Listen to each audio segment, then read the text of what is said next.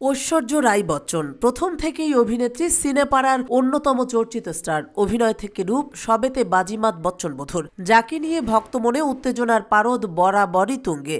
অভিনয়ের পাশাপাশি মডেলিং, এমনকি ব্যক্তিগত অনুষ্ঠানে উপস্থিত হওয়া যে কোনো সেলিব্রিটির পেশার অন্তর্গত। তা দিয়ে মোটা টাকা আয় হয় তাদের। প্রাথমিকভাবে ঐশ্বর্য রাইকেও বিভিন্ন অনুষ্ঠানে যোগ দিতে দেখা গেলেও বর্তমানে খুব একটা বিশেষ অনুষ্ঠান না হলে ঐশ্বর্য রাই বচ্চন সেখানে উপস্থিত থাকেন না। তবে একটা সময় ছিল যখন সুন্দরী অভিনেত্রীকে একবার নিমন্ত্রণ জানানোর জন্য মরিয়া থাকতেন দেশ বিদেশের নামকরা ভক্তরা। 2008 সালে এমনই একটা নিমন্ত্রণ রক্ষা করেছিলেন ঐশ্বর্য। তেমনটাই শোনা যায়। এশিয়ানেট নিউজের খবর অনুযায়ী পাকিস্তানের রাষ্ট্রপতি আসিফ আলী জারদারি ছিলেন ঐশ্বর্যের বড় ভক্ত। তিনি চেয়েছিলেন তার অনুষ্ঠানে অভিনেত্রীকে আনতে।